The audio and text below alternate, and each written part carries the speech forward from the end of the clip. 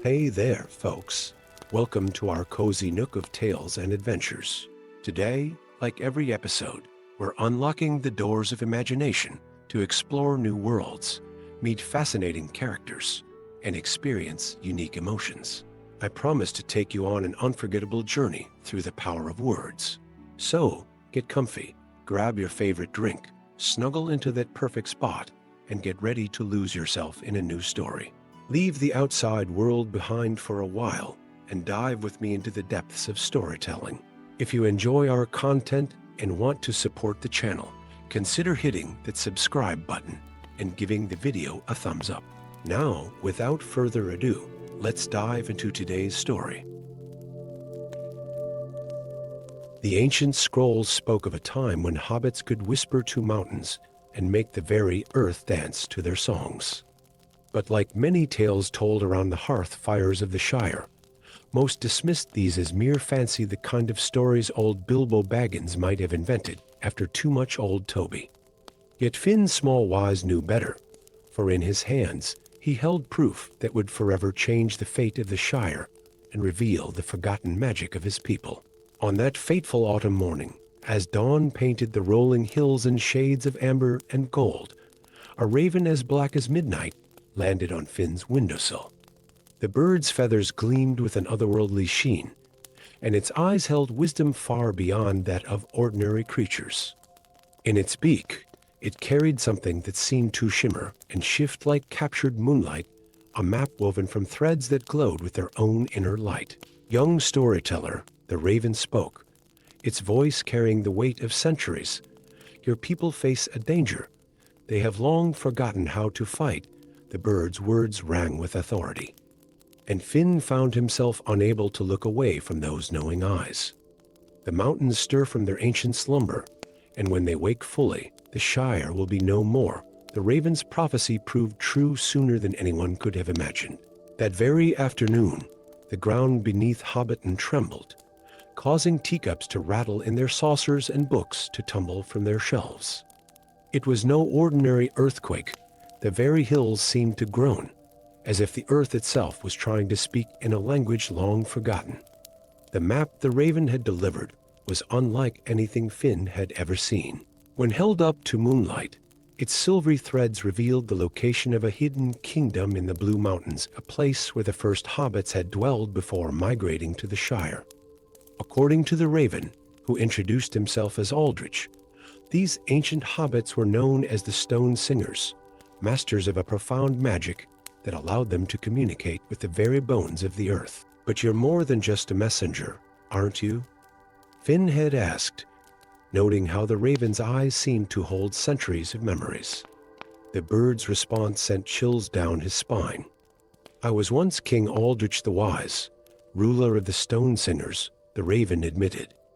A curse transformed me into this form when our kingdom fell. Only by helping a true believer restore our people's lost magic can I regain my true form, and so began an unlikely partnership between a hobbit storyteller and a cursed king-turned-raven. Their journey took them through the treacherous Bindbole Wood, where ancient trees whispered secrets in forgotten tongues, and across the Weather Hills, where stones seemed to shift their positions when no one was looking. All the while, the tremors grew stronger, and reports arrived from across the Shire of mysterious cracks appearing in the earth, slowly spreading like dark veins across the land. The map led them to places that had been lost to time, ancient waypoints marked by standing stones carved with runes that glowed faintly in the darkness. Each site held a piece of the puzzle, teaching Finn fragments of the Stone Singers' forgotten art. He learned that their magic wasn't about dominating the earth, but about listening to its songs and joining in harmony with its ancient melody. At one such site, while practicing the rhythmic chants Aldrich taught him, Finn inadvertently caused a boulder to shift, revealing a hidden chamber beneath. Inside, they discovered a crystalline bell that rang with a clear, pure note that made the surrounding stones hum in response. The echo bell, Aldrich explained, his voice thick with emotion. One of our most sacred artifacts. Its ring can awaken the memory of stone itself. As they ventured deeper into the Blue Mountains, The air grew thin and cold, and the path became treacherous. Yet the map's moonlight threads glowed brighter, leading them to a narrow valley hidden between towering peaks. There, carved into the living rock of the mountain, stood the lost kingdom of the Stone Singers, a magnificent city of spiraling towers and graceful arches, all crafted from the mountain itself, as if the stone had grown naturally into those shapes. But they weren't alone in their discovery. A group of shadow-cloaked figures had followed them, treasure hunters who had been searching for the lost kingdom for years. Led by a ruthless antiquarian named Blackroot, they cared nothing for the sacred nature of the place, seeing only the potential wealth in its ancient artifacts. In the heart of the city, they found the Chamber of Resonance, a vast circular hall where the Stone Singers had once gathered to perform their greatest works of magic. The walls were lined with crystals that captured and amplified sound, and at the center stood a dais of pure quartz, waiting for the echo bell. As Blackroot and his men closed in, Finn realized that the tremors shaking the Shire weren't just the mountains awakening, they were crying out in pain, their song distorted by centuries of silence and neglect. The earth wasn't trying to destroy the Shire. It was begging to be heard once again.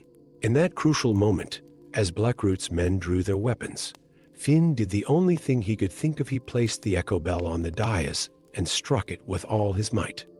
The pure note that rang out seemed to pierce the very heart of the mountain. The crystals in the walls began to glow, and the chamber filled with a harmony so profound it brought tears to everyone's eyes. The sound awakened something ancient and powerful. The stone beneath their feet began to shift, not violently, but with purpose. The very walls seemed to come alive, and from them emerged figures of living rock, the guardians of the lost kingdom, awakening from their long slumber. Blackroot and his men fled in terror as the stone guardians rose to protect their sacred home. But the true miracle came when Finn, guided by Aldrich's teachings and his own storyteller's heart, began to sing. The song came to him naturally, a melody that spoke of home and heart, of the deep connection between all living things and the earth that supported them. As he sang, the echo bell rang in harmony, and the mountains themselves seemed to join in his song. A transformation swept through the chamber. The curse that bound Aldrich began to fade, the raven's form shifting and changing until a tall, noble hobbit king stood in his place, his eyes still holding the wisdom of centuries. Together, king and storyteller completed the ancient song, and the tremors that had threatened the Shire finally ceased. In the days that followed, Finn established a new school of stone singers in the restored kingdom, teaching other hobbits the lost art of listening to the earth's songs. The ancient connection between hobbits and the mountains was renewed, and a new chapter began in the history of their people. And so it was that a humble storyteller's apprentice saved the Shire, not through great deeds of valor or mighty magic, but through the simple act of learning to listen to the wind, to the stones, and to the songs that had been waiting centuries to be heard again. The tale of Finn's small wise and the cursed King Aldrich became one of the most beloved stories told around Hobbit hearth fires, a reminder that sometimes the greatest magic lies not in changing the world, but in learning to hear its story. Story 2, in the heart of the Shire, where the morning mist danced with golden sunbeams across rolling hills, rose Golden Meadow's mushroom garden, held more secrets than any hobbit could imagine. Her family's mushrooms weren't just known for their exquisite flavor. They glowed with an ethereal light under the full moon and whispered ancient secrets to those who knew how to listen. On the morning everything changed, Rose was tending to her prized moonshimmer mushrooms when she noticed something peculiar. The morning dew on the nearby oak tree sparkled differently, catching the light in impossible ways. As she drew closer, her heart nearly stopped. The dewdrops weren't dewdrops at all, but tiny crystals spreading across the bark like frozen lightning. The sight triggered a memory of her grandmother's last words, when the trees turned to crystal, "Seek the heart of the old forest, for our family's true purpose will be revealed at the time." Rose had dismissed it as the ramblings of a fever dream. Now, watching crystal veins slowly creep up the ancient oak. Those words echoed in her mind with newfound urgency. That evening, while consulting her grandmother's worn journal, Rose discovered the truth about her heritage. The Golden Meadow family weren't just mushroom farmers, they were guardians, an ancient order of hobbits tasked with maintaining the delicate balance between the physical world and the realm of nature spirits. Their mushrooms served as doorways, allowing them to communicate with the spirits who maintained the natural order of Middle-earth. The crystal plague spread quickly. Within days, patches of crystallized vegetation appeared throughout the Shire. Gardens froze into glittering sculptures, and trees transformed into towering crystal monuments that chimed hauntingly in the wind. Beautiful as it was, the transformation brought with it an eerie silence. No birds sang in the crystal branches. No insects buzzed among the frozen flowers. Guided by her grandmother's journal, Rose began experimenting with her family's mushrooms. She learned to enter a trance state by brewing tea from the luminous moonshimmers, allowing her to perceive the spirit realm overlapping their own. In this state, she could see the truth. The crystal plague wasn't a natural phenomenon or a curse, but the manifestation of profound grief. Through the mushroom-induced visions, Rose encountered Silveria, an ancient tree spirit whose presence felt like sunlight through leaves and whose voice sounded like wind through branches. The spirit revealed that the crystal plague was an unintended consequence of her sorrow. Her daughter, Aurelia, had been trapped in crystalline stasis by a power-hungry wizard centuries ago. The wizard had sought to harness the pure energy of a young nature spirit, but had perished in the attempt, leaving no way to reverse his spell. "My grief bleeds into the earth," Silveria explained, her form shifting like shadows cast by swaying branches. "And now, after centuries of containment, it manifests as this crystallization. I cannot control it anymore." Rose learned that Aurelia's prison lay in the heart of the old forest, in a grove so ancient that even the trees had forgotten their own names. To reach it, she would need to traverse the most dangerous part of the forest, where the trees were awake, aware, and not always friendly to two-legged creatures. With time running out as the crystal plague approached Hobbiton, Rose gathered her courage and supplies. She packed her grandmother's journal, a collection of rare mushrooms, and provisions for the journey. The most precious item in her pack was a vial of liquid that glowed like captured starlight, the distilled essence of 1,000 moonshimmer mushrooms, which her grandmother's journal suggested could break powerful enchantments. The old forest proved more treacherous than any tale had suggested. The trees shifted positions when she wasn't looking, leading her in circles until she learned to navigate by following patterns in the moss and the movement of shadows. Ancient trees whispered warnings and riddles, testing her wisdom and her resolve. Deep in the forest, Rose encountered Tom Bombadil, the mysterious guardian of the woods. His bright blue eyes twinkled with ancient knowledge as he shared a rhyming verse that would help her find the crystal grove. He spoke of starlight trapped in stone and of love frozen in time, his songs providing clues that aligned with the knowledge in her grandmother's journal. Following Tom's guidance and the forest signs, Rose finally discovered the crystal grove. The sight took her breath away. At the center stood a perfect crystal formation in the shape of a young spirit, her expression peaceful, but her form trapped mid-dance. This was Aurelia, her crystalline prison refracting rainbow light across the grove. But Rose wasn't alone in her discovery.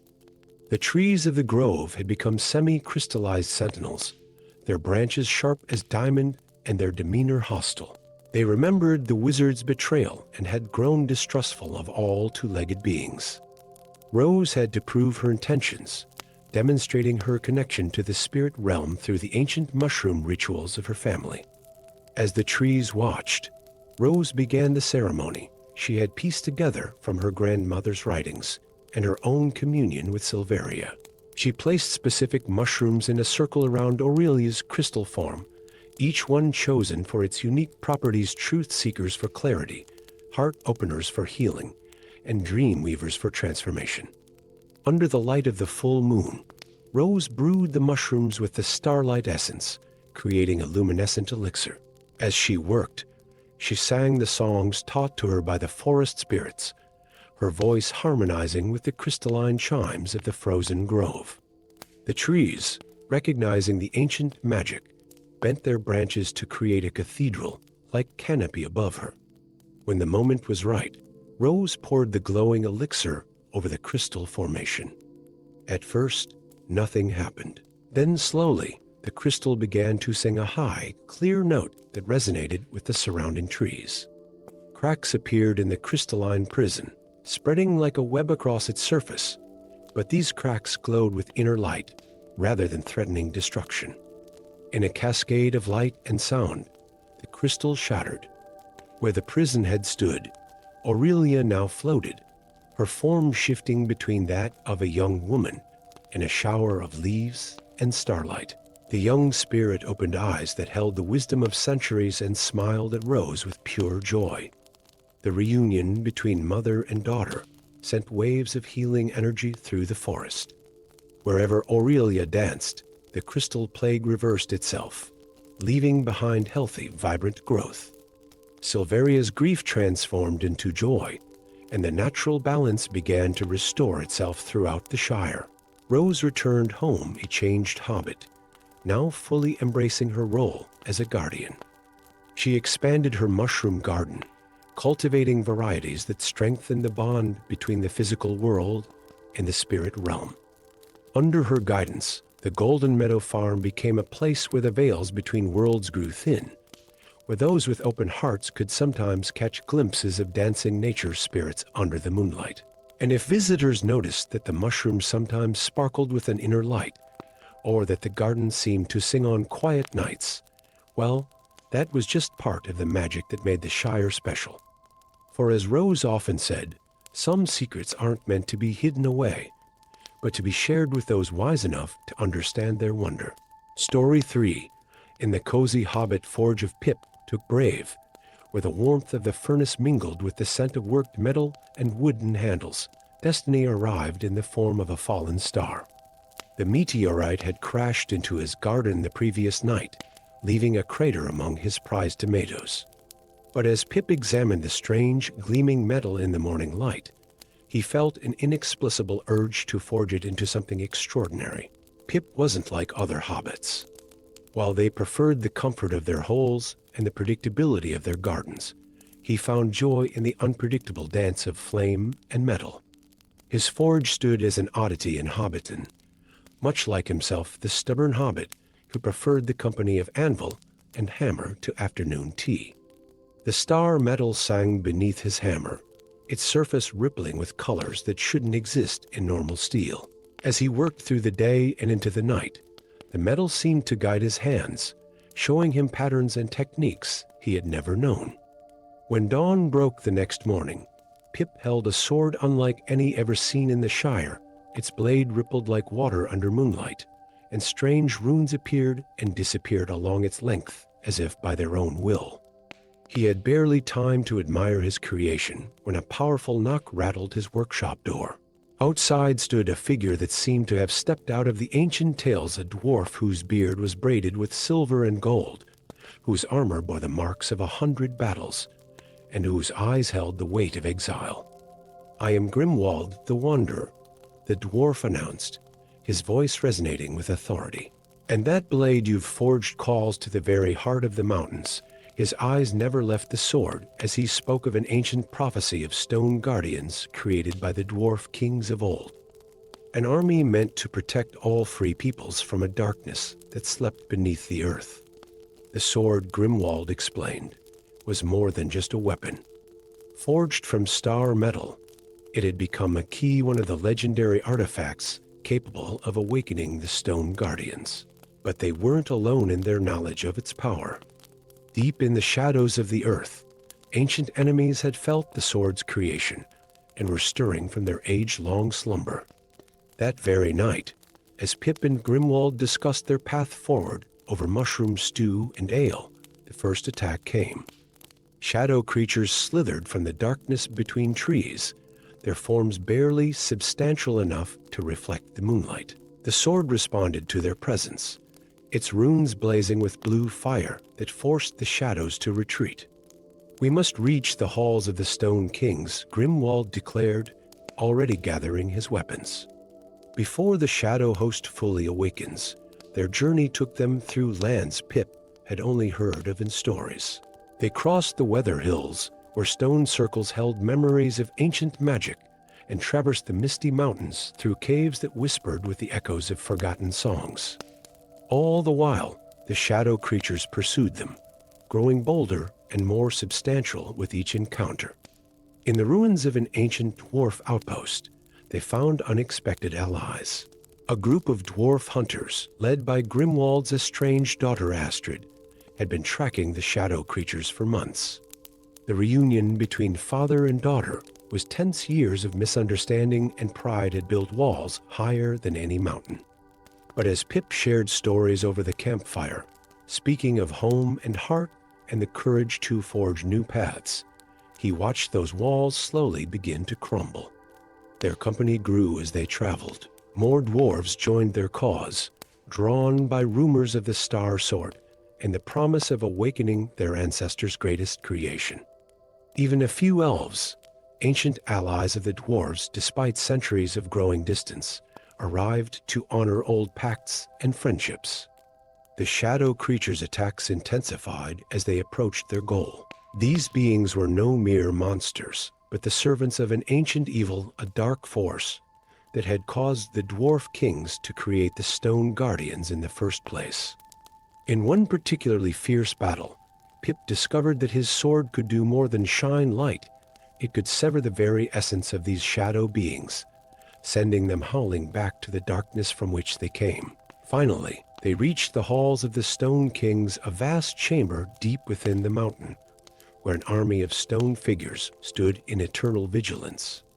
Each guardian was unique, carved with incredible detail, their faces bearing expressions of determination and nobility. They ranged from the size of men to towering giants that brushed the cavern's distant ceiling. But they weren't alone in the hall. The shadow creatures had taken another route through the mountain's depths, and their master awaited a being of smoke and darkness that wore a crown of cold fire. It spoke of the age of darkness to come, of how it had waited centuries for the Stone Guardians' vigilance to wane, for the alliances between the free peoples to weaken. As their companions engaged the shadow creatures in battle, Pip and Grimwald raced toward the central dais where the sword could awaken the guardians. Astrid provided covering fire with her crossbow, her skills proving that she had indeed become a warrior worthy of her father's legacy. In the crucial moment, as shadow creatures closed in from all sides, Pip realized why a hobbit had been chosen to forge the Star Sword. It wasn't despite his simple nature, but because of it. The sword required not just strength or skill, but the kind of pure heart that could still appreciate the wonder of a garden, the warmth of a hearth, and the joy of a well-told tale. When Pip plunged the sword into the ancient keystone, its light exploded outward like a newborn star. The Stone Guardians awakened not with the terrible rumble of an avalanche, but with the dignified rise of ancient kings. Their eyes glowed with the same blue fire as the sword, and their movements carried the weight of mountains, yet the grace of dancers. The shadow beings' laughter turned to screams as the guardians advanced. These weren't just warriors, but embodiments of the mountain's strength and the determination of the free peoples to stand against darkness. The shadow creatures were driven back, their masters' form dispersing like smoke in a strong wind. In the aftermath, as Stone Guardians took up their posts throughout the mountains, and dwarves began the work of restoring their ancient halls, Pip found himself changed. He was still a hobbit who loved his forge and garden, but he had gained something more, an understanding of how the smallest actions could shape the fate of the world. Grimwald and Astrid reconciled properly, their shared experience bridging years of silence. They worked together to establish new protocols for the Stone Guardians, ensuring that the alliance between dwarves, hobbits, elves, and men would remain strong. The Star Sword found its home in Pip's forge, not as a weapon, but as a reminder. On quiet nights, its runes still glowed softly, and if you listened carefully, you might hear it singing songs of stars and stone, of shadows defeated and friendships forged stronger than any metal. And so it was that a hobbit's simple love of crafting, combined with the courage to step beyond his garden gate, helped reawaken an ancient power and forge new bonds between the free peoples of Middle-earth. In the Shire, they still tell tales of Pip Took-Brave and his magical sword, but the best stories are told in his own forge, where the star metal's song still echoes in the whispers of the flames. Story 4. In the great library of Hobbiton, where ancient tomes gather dust and forgotten stories whispered from their pages, Lily Baggins Green discovered a book that would change the fate of the Shire forever. It wasn't the book's weathered cover or its silver-edged pages that first caught her attention, but the way it seemed to hum with its own inner light, casting subtle shadows that danced like autumn leaves in the afternoon sun. As the library's youngest keeper, Lily had developed an uncanny ability to sense which books held real magic and which were merely filled with fanciful tales. This one practically sang to her, its pages rustling even in the stillest air. When she finally worked up the courage to open it, the words seemed to shift and change before her eyes, revealing their true form in ancient elvish script that told of a hidden kingdom and a pact that had protected the Shire for centuries. The grimoire spoke of a time when hobbits and elves had forged an alliance, binding their lands together with powerful magic that kept dark forces at bay. This pact, renewed every 100 years during the autumn equinox, had preserved the peace and prosperity of the Shire. But as Lily's trembling fingers traced the elaborate timeline within the book, her heart nearly stopped. The next renewal was due in just 3 weeks, and the last prince of the lost elven kingdom was nowhere to be found. According to the ancient text, without renewal, the protective magic would unravel like morning mist, leaving the Shire vulnerable to forces that had long hungered for its fertile lands and peaceful people. The grimoire contained one hope. The last prince lived in exile, disguised as a forest guardian, unaware of his true identity. Only someone with sight beyond sight could recognize him by the starlight in his eyes. That very night, as Lily pored over the book's cryptic maps by candlelight, a moth with wings like stained glass tapped at her window. When she let it in, it transformed into a shimmering figure, an elven messenger named Ariana, one of the few who knew the truth about the pact. "The signs led me to you, young librarian," Ariana said, her voice like wind through silver leaves. "The prince must be found, but dark forces already stir. They seek to prevent the renewal, to finally claim the Shire for their own." The next morning, Lily packed her satchel with the grimoire, some provisions, and her grandmother's crystal spectacles, which were said to reveal hidden magic to those pure of heart. Her journey took her deep into the old forest, where the trees themselves seemed to whisper ancient secrets. She wasn't alone in her quest. Shadow walkers, creatures of smoke and malice, stalked her path. These servants of darkness could smell the ancient magic of the grimoire and sought to destroy any chance of renewing the pact. Lily survived their first attack only thanks to a mysterious forest guardian who emerged from the trees with arrows of light, dispersing the shadows like mist before the sun. The guardian called himself Thorn, and there was indeed something different about his eyes, but the crystal spectacles showed Lily something more. When she looked through them at him, a crown of starlight shimmered above his head, though he seemed unaware of it. Yet she couldn't simply tell him the truth. The grimoire warned that the prince had to recognize his own nature freely, or the magic would fail. As they traveled together, Lily shared stories from her library about the lost elven kingdom. She watched as Thorn's reactions shifted from mere interest to an almost painful longing, as if remembering a dream he couldn't quite grasp. The crystal spectacles revealed more with each passing day, patterns of light beneath his skin, the way plants reached toward him as he passed, the unconscious grace with which he moved through the forest. Their journey was marked by both wonder and danger. They encountered ancient elf stones that glowed at Thorn's touch, though he attributed it to old magic rather than any quality of his own. They sheltered in the hollow of a great oak, whose branches parted at their approach, and shared meals with mysterious travelers who seemed to recognize Thorn, but addressed him only as guardian. But the shadow walkers grew bolder as the equinox approached. In a heart-stopping encounter, they nearly lost the grimoire to a dark figure who emerged from the trunk of a dead tree.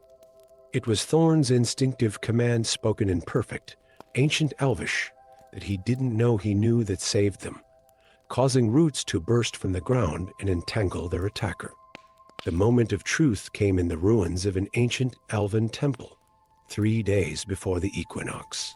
As the setting sun painted the crumbling stones in shades of gold and rose, Lily led Thorn to a pool of water that the grimoire called the Mirror of Truth. Above it hung a crystal that caught the last rays of sunlight, creating patterns of light that danced across the water's surface. When Thorn gazed into the pool, the light reflected back into his eyes, awakening memories locked away since childhood. He saw himself as a young prince, being spirited away from his kingdom as dark forces attacked. He remembered the spell cast to hide his true nature, meant to protect him until the time was right. Most importantly, he remembered his name, Prince Eldred of the Twilight Realm. The transformation was subtle, but profound. The starlight that Lily had seen through the crystal spectacles became visible to all, and Thorn now Eldred stood straighter, generations of royal bearing emerging from beneath his ranger's disguise. But he was still himself, still the kind and brave guardian who had protected travelers in the old forest for years. They reached the ancient circle of standing stones just as the equinox sun touched the horizon.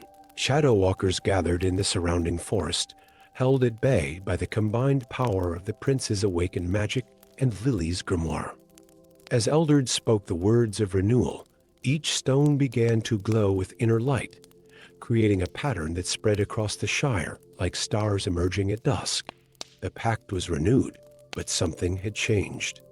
The barrier between the elven realm and the Shire became not a wall but a bridge. Eldred chose to rule his restored kingdom from the forest, maintaining his role as guardian while embracing his royal duties. The old forest became a place where the magic of both races mingled freely, and Lily's library gained a new wing filled with books in Elvish, their stories now readable to those who wished to learn. Years later, Hobbit children would gather in that library to hear Lily tell tales of her adventure, while outside the windows, lights like starfire sometimes danced among the trees. And if they looked carefully through grandmother's crystal spectacles, they might catch a glimpse of the forest guardian, who was also a prince, still watching over both his peoples with eyes full of starlight. Story 5. In the shadowy depths of Shadow Vale, where ancient oaks whispered secrets to those who knew how to listen, Thorn Littlefoot discovered a prophecy that would forever change the relationship between hobbits and dragons. The words were carved into the roots of a millennium-old oak tree, their silvery script glowing faintly in the pre-dawn light like captured starfire. Unlike most hobbits who preferred the warmth of their holes and the comfort of their gardens, Thorn had always been drawn to the mysteries that lurked in the deeper parts of the forest. His neighbors called him peculiar for spending so much time studying the old stories and searching for signs of ancient magic. But on this misty morning, his curiosity led him to something extraordinary. The prophecy spoke of a time when the lonely mountains would be consumed by darkness, unless a hobbit of pure heart joined forces with a repentant dragon to defeat an ancient evil. Thorn might have dismissed it as just another tale, but the runes pulsed with an urgency he couldn't ignore, and the morning air crackled with an energy that made his skin tingle. His discovery couldn't have come at a more crucial time. That very evening, as the sun painted the sky in shades of amber and rose, an enormous shadow passed over the Shire. The great dragon Orth, whose scales shimmered like morning frost, and whose eyes held the wisdom of centuries, landed not with the fury everyone expected, but with a grace that seemed almost hesitant. The hobbits fled into their holes, but Thorn stood his ground, the prophecy burning in his mind. Orith's voice, when it came, was not the thunderous roar of legend, but a sound like wind through crystal caves. I seek not to destroy, little one, but to prevent destruction. The darkness stirs, and I need your help. The dragon's tale was both terrible and wonderful. For centuries, dragons and hobbits had been kept apart by the machinations of a shadow mage, an ancient sorcerer who fed on fear and discord. This dark being had manipulated both races, twisting their perceptions of each other, using their mutual distrust to grow stronger. Now, after centuries of careful planning, the shadow mage was ready to emerge from his hidden realm and claim both the lonely mountains and the Shire for his own. Orith had discovered the truth when she found the shadow mage's original spellbook hidden in a cave of black crystal. The book revealed how he had used dark magic to corrupt dragonkind, making them more aggressive and territorial, while simultaneously spreading fear and mistrust among the other races. But the magic had begun to weaken, allowing some dragons, including Orith, to see through the centuries of deception. As Thorn and Orith shared their discoveries, his prophecy and her spellbook, they realized their meeting was no coincidence. The shadow mage's power had grown strong enough that he no longer needed to hide, and the darkness spreading from the lonely mountains was just the beginning. Their unlikely partnership drew attention from all corners of Middle-earth. Some, like the wise eagle Lord Windwhisper, offered their support, recognizing the truth in Orith's words. Others, particularly those still under the shadow mage's influence, tried to prevent their alliance from growing stronger. Their journey to the lonely mountains was fraught with challenges. The shadow mage sent corrupted creatures to stop them, shadow wolves with eyes of flame, and dark riders on steeds made of mist.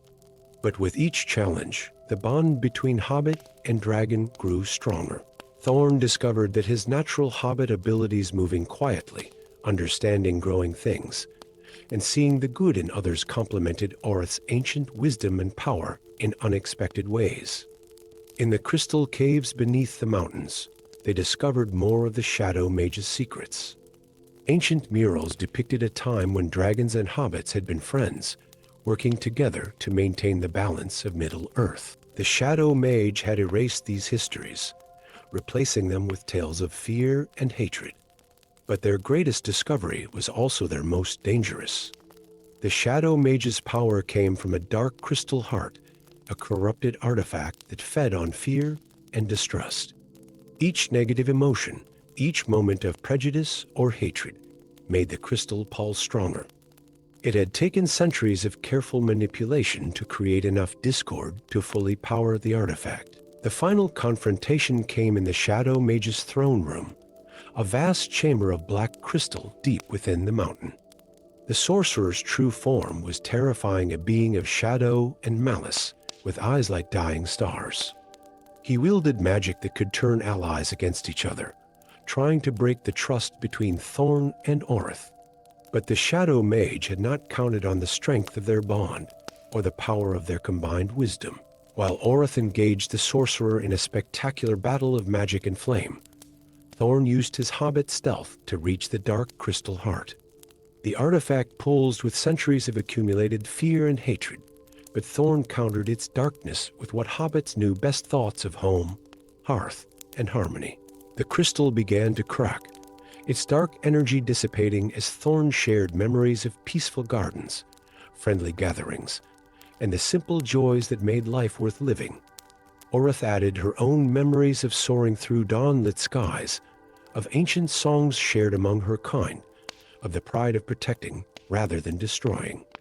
When the crystal heart finally shattered, the shadow mage's power broke with it. The sorcerer's form dissolved like mist in morning sun, and the darkness that had been spreading from the mountains began to recede. As it faded, both dragons and hobbits found their minds clearing, centuries of manufactured distrust falling away like scales from their eyes. In the days that followed, a new age began.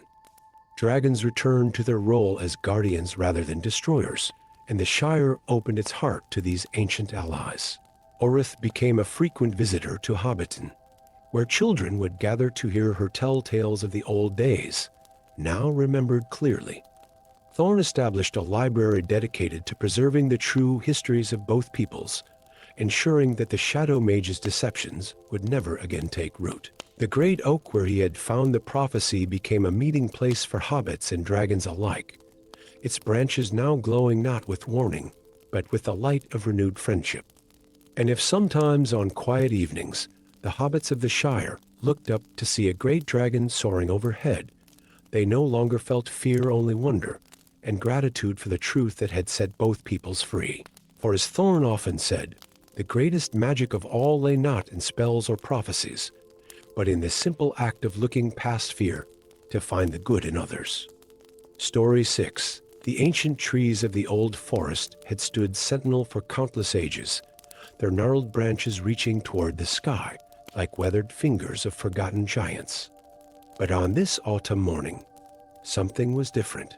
The usual whispers of the leaves had grown faint, replaced by an unsettling silence that made Folko Braveheart's pointed ears twitch with concern. The young hobbit, barely into his 33rd year, pressed his palm against the bark of an ancient oak, feeling for the familiar pulse of life that his mentor, old Bramblebeard, had taught him to sense. The heartbeat was there, but weak too weak for a tree that had witnessed the passing of 1,000 summers.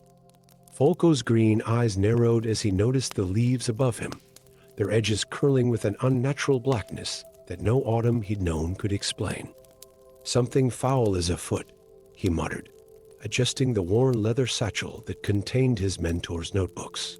Old Bramblebeard had vanished 3 days ago, leaving behind only cryptic notes about darkness stirring in the deep roots and ancient shadows awakening.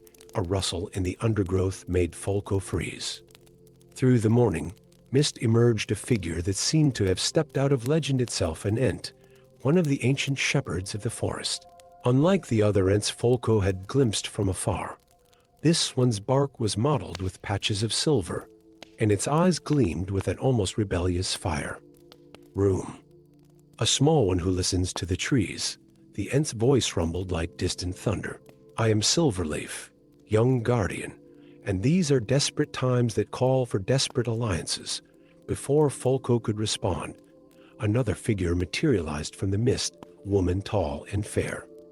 Her midnight blue robes adorned with symbols that seemed to shift and change when viewed directly.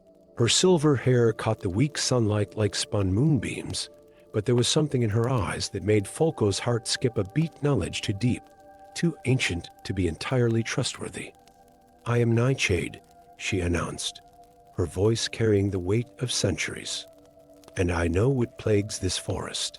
A fragment of Morgoth's ancient darkness survived the ages, buried deep beneath the roots, feeding on the forest's life force like a parasite. Folko's hand instinctively went to the crystal pendant around his neck, old Bramblebeard's last gift to him. "My mentor," he began, "sought to contain it," Nightshade finished. "But the darkness has grown too strong. It must be confronted at its source." Over the next hours, as they trekked deeper into the forest's heart, Silverleaf explained how a group of younger Ents had broken away from the Elder Council's policy of non-intervention. "The time for watching and waiting has passed," the Ent declared. "The forest dies while the elders debate." The deeper they ventured, the more evident the corruption became. The trees grew twisted, their bark blackened as if burned from within. The air grew thick with an oily mist that seemed to absorb the light itself. Folko's crystal pendant grew warm against his chest, pulsing with a gentle light that pushed back the encroaching shadows. They made camp as darkness fell, though true darkness had been their companion for hours. Around a small fire that burned with a peculiar blue flame of Nightshade's making, she revealed more of her knowledge. The darkness feeds on life itself, corrupting and consuming, but it can be purified at a price. The crystal you wear, young guardian, is one of the 3 lights of Valinor, created to cleanse such corruption. Your mentor knew this, and the price? Folko asked, though something in him already knew the answer. A life freely given, she whispered. A sacrifice of pure intent. The next morning brought them to their destination, a massive hollow among the oldest trees, where the ground had collapsed into a vast pit. At its center, a pool of what looked like liquid shadow bubbled and churned, sending out waves of cold that made Folco's bones ache. The trees around the pit were already dead, their trunks as black as coal. It was then that they found old Bramblebeard's staff, half buried in the corrupted soil. Folco lifted it with trembling hands, reading the runes his mentor had carved into its surface in his final moments. The darkness can be transformed, not destroyed. Light shows the way. Understanding dawned on Folco as he looked at his crystal pendant, then at the staff, and finally at the pool of darkness. There's another way, he declared. Not destruction, not containment, but transformation. Nightshade's eyes widened. The crystal's power could be focused through the staff, creating a channel for the darkness to be transformed rather than destroyed.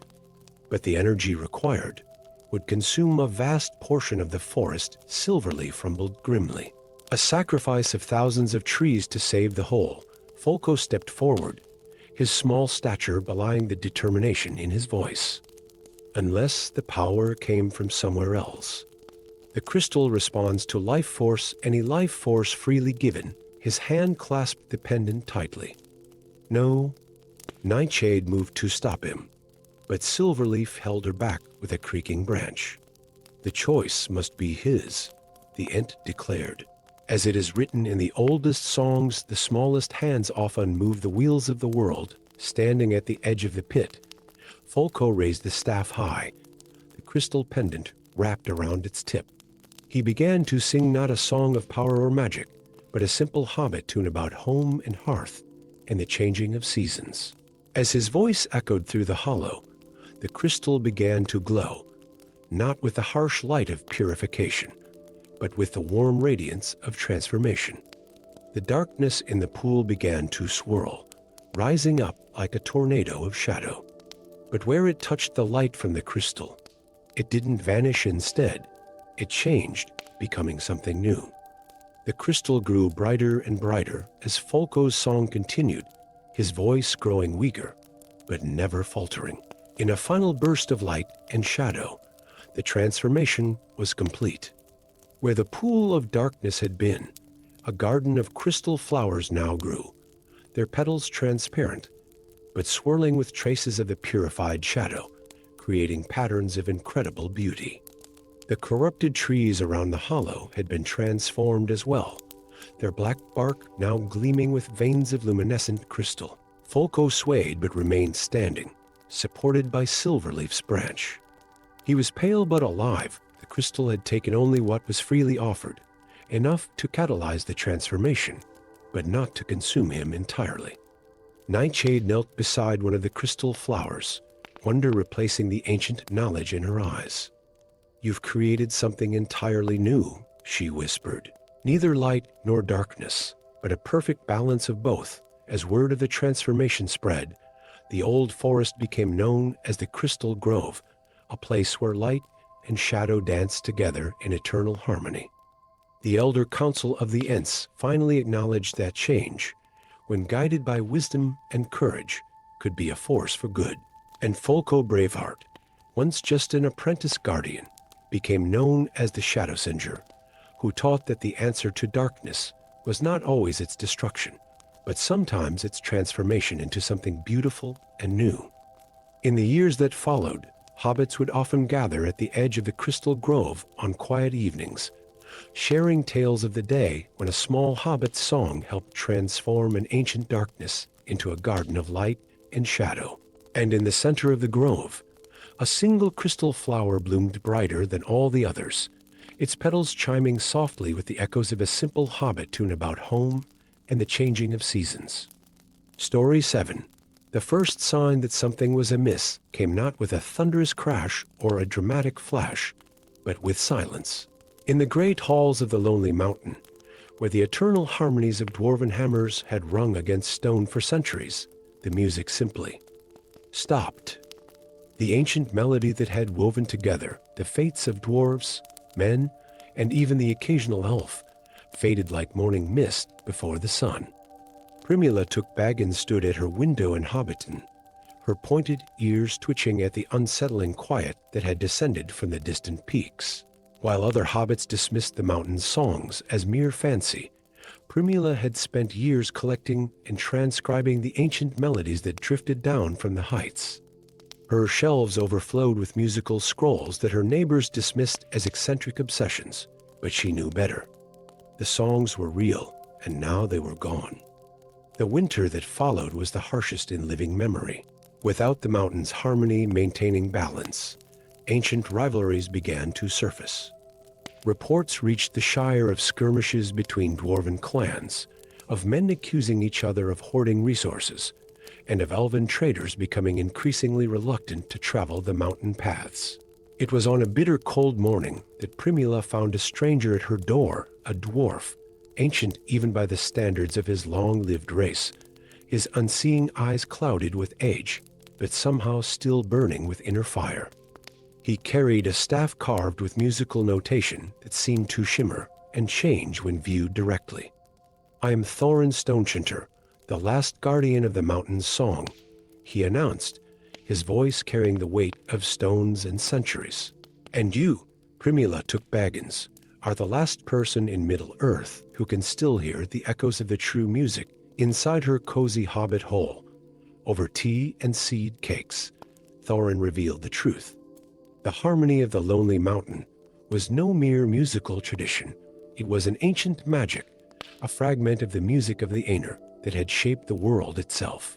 For millennia, the Guardians had maintained this harmony, but one by one, they had fallen silent until only Thorin remained. "The source of the song lies high in the mountain's peak," he explained, in a chamber carved by the first dwarves. But dark forces moved to claim it for themselves, seeking to reshape the harmony into a song of discord and dominion. Primula's hand went to the silver whistle. She always wore a family heirloom that, legend said, had been crafted by elven smiths in the First Age. "Then we must restore it," she declared, surprising herself with her own boldness. Their journey began the next morning, with snow falling thick and fast. They were joined by others drawn to the mountain's silence. Gilrin, an elven bard whose songs could calm storms. Barak, a human warrior who claimed his ancestors had danced to the mountain's first melody.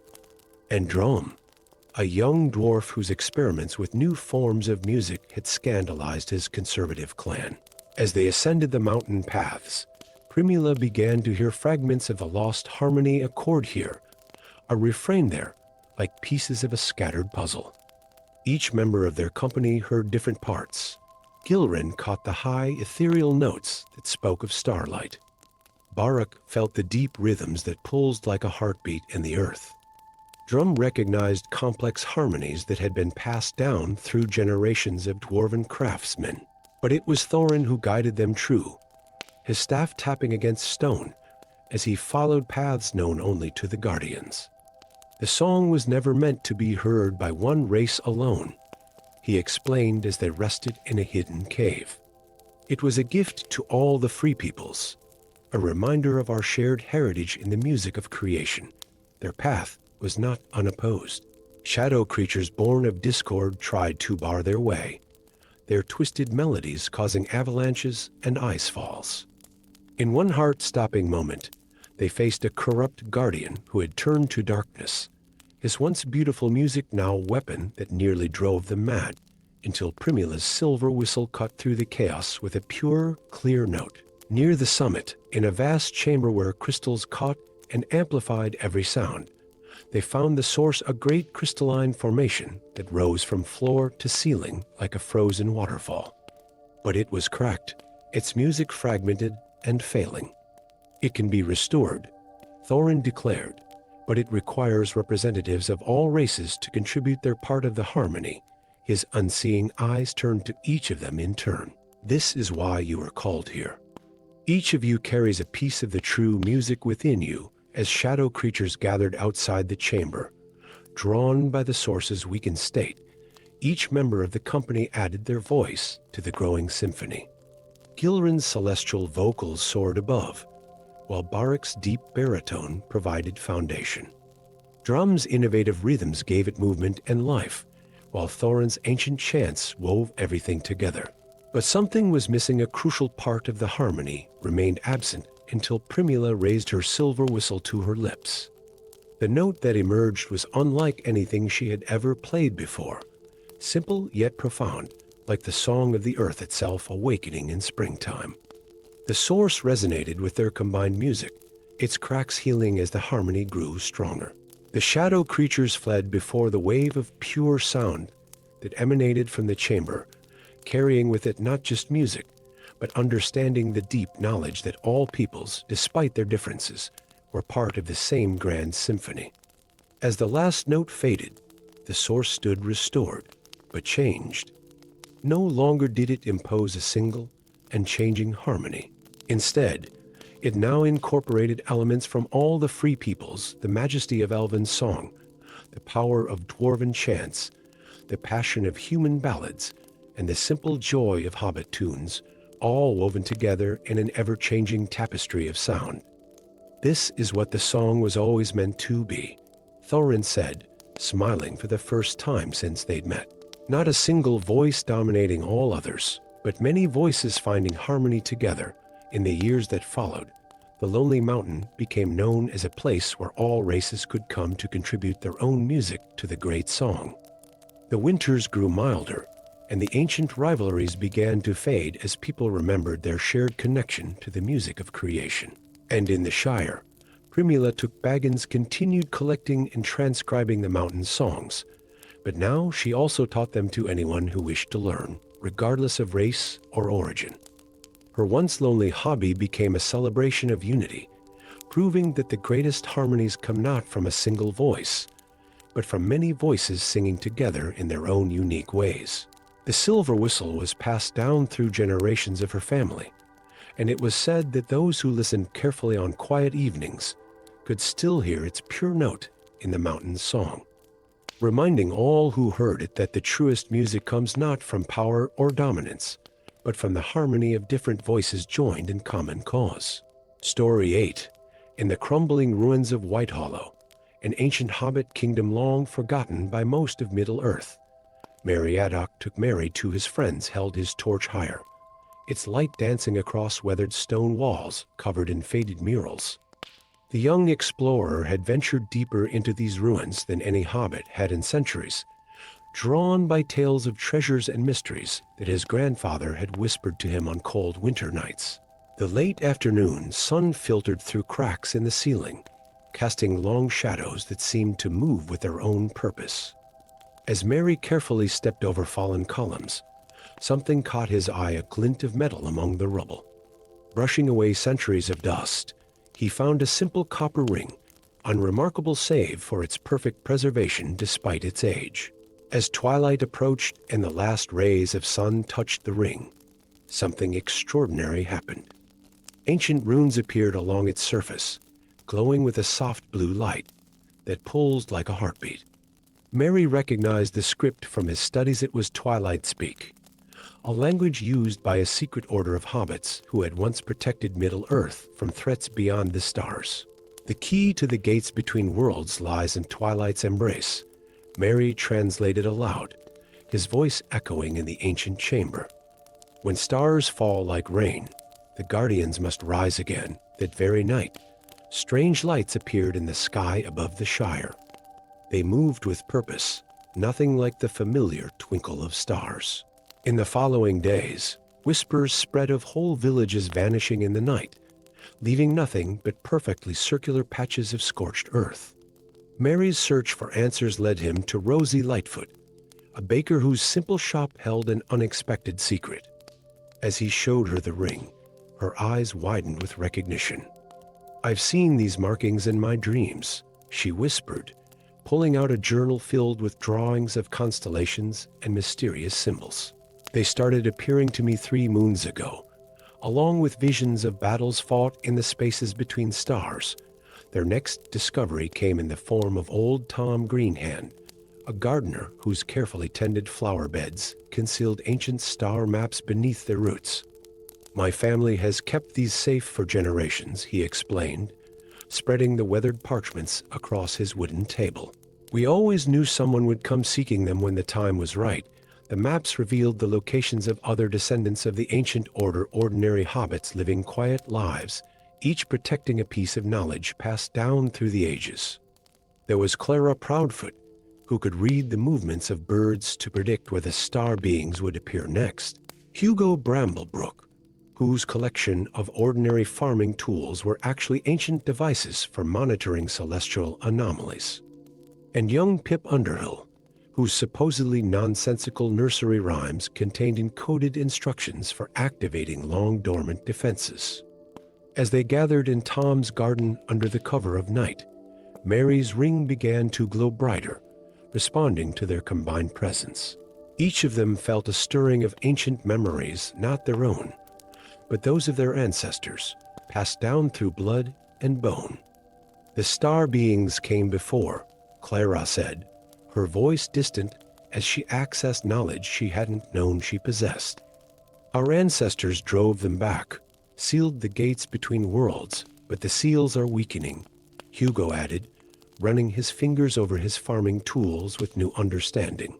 "The alignment of the stars is nearly perfect for their return." Pip, the youngest among them, began to sing one of his nursery rhymes, but now its true meaning became clear. "When twilight bleeds and stars fall down, 5 must stand at the ancient crown. Ring of power, ring of light, seal the gates twixt day and night." The ring guided them to 5 ancient sites around the Shire, each marked by a standing stone that had been dismissed as a simple boundary marker. At each site, they found evidence of the star being's increasing influence, strange crystalline growths, patches of sky that seemed darker than natural night, and eerie lights that moved against the wind. Their final confrontation came during a meteor shower that lit up the sky like falling stars. The star beings emerged from tears in reality, crystalline entities that shifted between forms, their very presence distorting the air around them. As the entities converged on the Shire, Merry and his newfound order took their positions around the ancient crown, a circle of standing stones atop the highest hill. Each member of the order contributed their unique gift. Rosie's dream knowledge helped them anticipate the star beings' movements. Tom's maps revealed the precise positions they needed to take. Clara's bird sense warned them of approaching danger. Hugo's tools created barriers of energy between the stones. And Pip's songs, no longer disguised as nursery rhymes, wove power through the air. At the center of it all stood Mary, holding the ring aloft as twilight descended.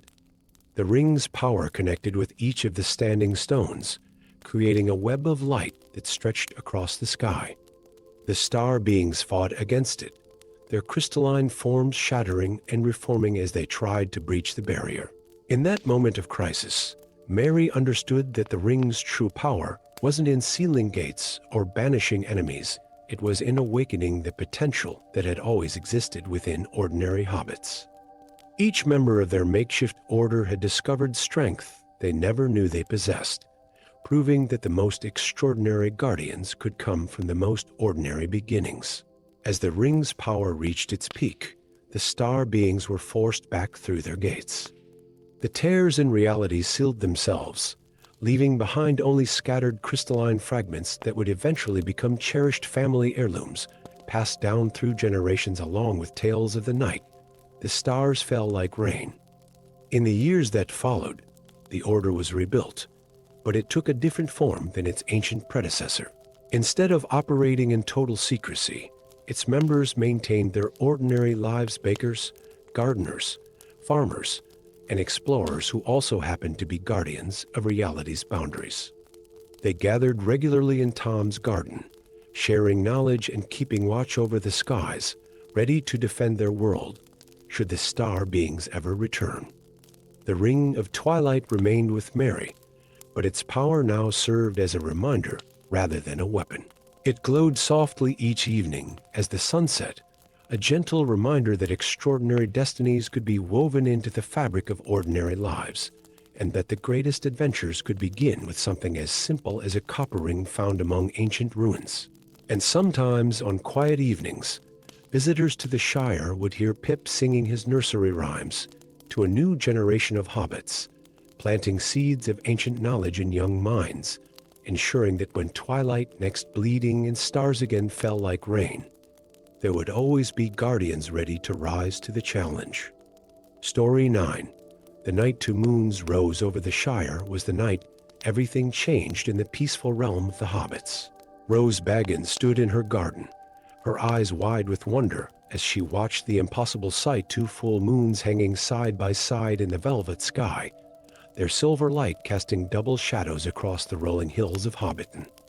The air hummed with ancient magic, and at her feet, nestled among her prized moonflowers, lay a crystal unlike anything she had ever seen. It pulsed with an ethereal blue light that seemed to respond to the dual moonlight above. As Rose reached for it, visions flooded her mind: forests withering, darkness spreading like ink through water, and an ancient evil stirring beneath the roots of the old forest. The next morning, she sought out her uncle, Bilbo Baggins the Younger, a scholar of ancient magics who lived in the old family home of Bag End. His study was a maze of books, scrolls, and curious artifacts collected over decades of research. When she showed him the crystal, the usual twinkle in his eyes was replaced by something darker: recognition and fear. "The crystal of twilight," he whispered, handling it with trembling hands. "The ancient texts speak of it appearing only when the two moons align, a sign that the sleeping curse is awakening." Over cups of chamomile tea, Bilbo revealed the truth. Thousands of years ago, a powerful evil had threatened to consume all of Middle-earth, beginning with the Old Forest. The free peoples of that age, elves, men, dwarves, and hobbits, had united to contain it, binding it with a spell that could only be renewed when the two moons appeared in the sky together. But the knowledge of how to perform the renewal has been lost, Bilbo said, flipping through an ancient tome. "All we know is that representatives of each race must come together again. Just as they did in the past, their first ally came from an unexpected quarter. As they approached the eaves of the Old Forest, they encountered Treebird, eldest of the Ents and guardian of the forest's deepest secrets. But his warnings were troubling. 'Room, young ones,' his voice rumbled like distant thunder. 'The prophecy you seek is not what it appears.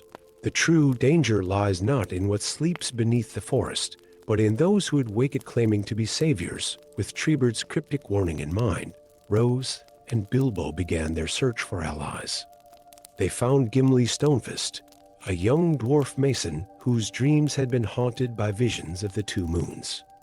From the realm of men came Lady Owen's daughter, Morwen, who had followed an inexplicable calling from Rowan. And from the fading realm of the elves came Celebrindle, whose ancestral memories held fragments of the original binding spell. As they journeyed deeper into the Old Forest, signs of the awakening curse became clear. Ancient trees twisted into unnatural shapes, their leaves turning silver under the light of the two moons. Wildlife fled from shadows that moved against the wind, and the very air grew thick with the weight of ancient magic. But something wasn't right. The crystal in Rose's possession reacted differently to each member of their company, showing them different visions, different versions of the truth. It was Morwen who first voiced what they had all begun to suspect. "What if the curse isn't what needs to be bound?" she asked one evening as they camped beneath the twisted trees. "What if it's the binding itself that's causing the harm?" Celebrindle's eyes widened with sudden understanding. The original spell. It wasn't meant to last forever. It was meant to transform, not contain. "We've been reading the prophecy wrong all along." The truth revealed itself in layers, like petals unfurling. The evil their ancestors had faced wasn't a dark force to be contained, but a wild magic that needed to be understood and integrated, not rejected. The two moons weren't a warning of doom, but a signal that the time had come for change. Their final test came in the heart of the old forest, where the ground itself pulsed with ancient power. As the dual moonlight filtered through the canopy, casting intricate patterns on the forest floor, Rose held the crystal aloft. But instead of speaking words of binding, she began to sing a simple hobbit melody about growth and change and the turning of seasons. One by one, the others joined in. Gimli's deep voice added harmony, speaking of stone and earth. Morwen's clear tones carried the strength of rolling plains and proud horses. Celebrindle's ethereal notes wove in the wisdom of ages. And Treebird's rumbling bass bound it all together with the slow, deep music of the forest itself. The crystal shattered, but instead of bringing doom, its fragments became seeds of light that scattered throughout the forest. Where they landed, new growth sprouted plants that glowed with their own inner light, neither fully of the day nor of the night, but something in between. The twisted trees straightened, their silver leaves now shimmering with natural magic rather than cursed light. The prophecy wasn't about preventing change, Rose realized, watching the transformation spread through the forest. It was about learning to embrace it. In the years that followed, the old forest became known as the Twilight Wood, a place where the boundaries between light and shadow, wild and tame, old and new blurred together in perfect harmony. The two moons became a celebration rather than a warning, marked by festivals where all the free peoples gathered to share stories, songs, and the wisdom that true balance comes not from containing what we fear, but from learning to dance with it.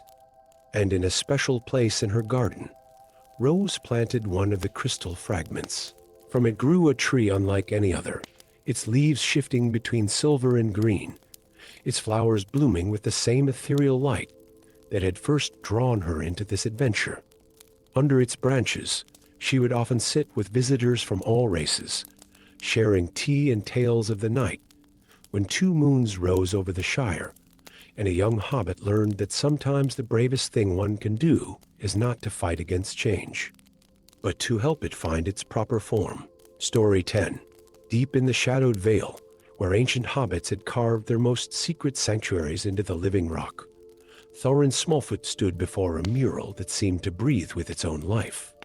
The torchlight danced across images of dragons sleeping beneath mountain peaks, and of hobbits wielding strange artifacts that glowed with otherworldly power. His grandmother's words echoed in his memory. Our family doesn't just tend gardens, Thorin. We tend to greater things. He hadn't understood then. But now, as the last of his line, standing in this forgotten chamber with his grandmother's crystal pendant warm against his chest, everything changed. The mural shifted before his eyes, ancient magic awakening to his presence. Words in an ancient script blazed to life across the stone. The last guardian shall rise when dragons wake. That same night, in the distant lonely mountain, the first tremors began.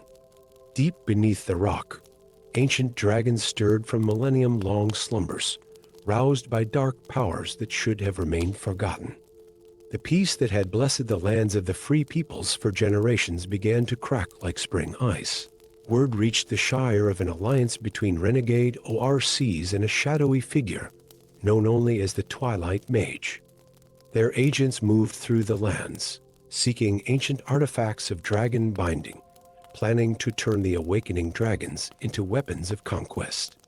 Thorin's quest for answers led him to an unexpected ally, Arwen Moonshadow, an elven exile whose silver hair concealed secrets as deep as the mountains themselves.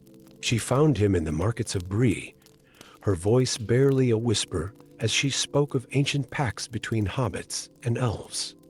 Your pendant, she said, eyes fixed on the crystal at his throat. It's one of the keys of harmony, forged in the first age when dragons were first lulled to sleep. The Twilight Mage seeks it, believing it will grant him control over the dragons. But its true purpose is far greater. Their journey took them to the forge halls of Moria, where they met Drugan Firefist, a dwarf whose family had crafted weapons for kings since the elder days. His workshop buzzed with a strange energy, filled with half-finished items that seemed to hum with their own inner light. The old alliances must be renewed, Drugan declared, examining Thorin's pendant with knowing eyes. But not as they were before. The world has changed, and our response must change with it. As they traveled, signs of the dragon's awakening grew more evident. The sky above the lonely mountain shimmered with aurora-like lights, and tremors shook the earth with increasing frequency. Villages reported strange shadows passing overhead, and the air grew thick with the scent of ancient magic. Their path led them through dangers that tested not just their courage, but their understanding of what they fought for. In the ruins of an ancient hobbit settlement, they discovered scrolls that revealed a shocking truth. The original dragon binding hadn't been about control or dominion, but about harmony between all races, dragons included. The twilight, mage's very desire for control, is what makes him unworthy of it, Arwen realized as they studied the texts. The keys of harmony were never meant to subjugate, but to foster understanding. Their company grew as they journeyed. A young ranger named Eredor joined them, his knowledge of the wild lands proving invaluable. Eagles brought news of the dragon's stirring, and even the mysterious Tom Bombadil offered cryptic but crucial guidance about the nature of harmony and power. The final confrontation came at the peak of the lonely mountain itself. The twilight mage had awakened the greatest of the ancient dragons, a creature of such magnitude that its wings could shadow entire valleys. But rather than the obedient weapon he sought, the dragon's awakening brought chaos, its confusion and anger threatening to destroy everything in its path. Standing before the massive creature, Thorin finally understood his role. The pendant at his chest blazed with light, responding not to his fear or desire for control, but to his understanding and empathy.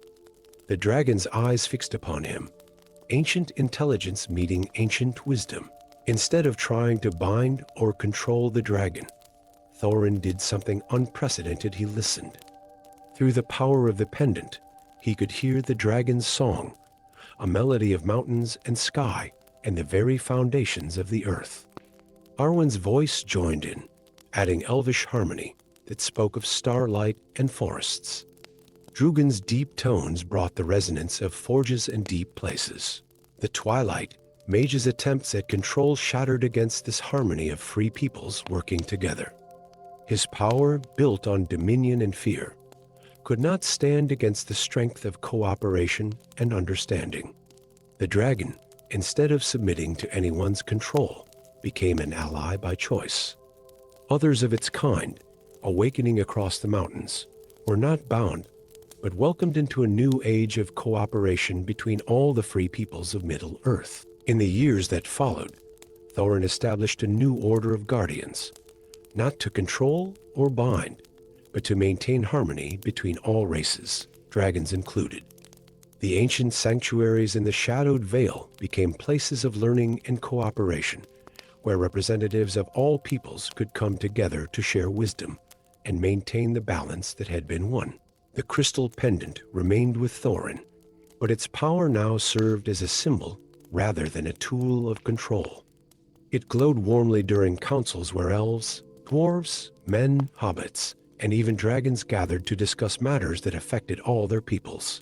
And sometimes on quiet evenings, visitors to the Vale would hear an unusual but beautiful sound, the harmonious mixing of hobbit songs, elvish melodies, dwarven chants, and the deep, resonant hum of dragons, all blending together in a symphony that spoke of a world where power came not from control, but from understanding.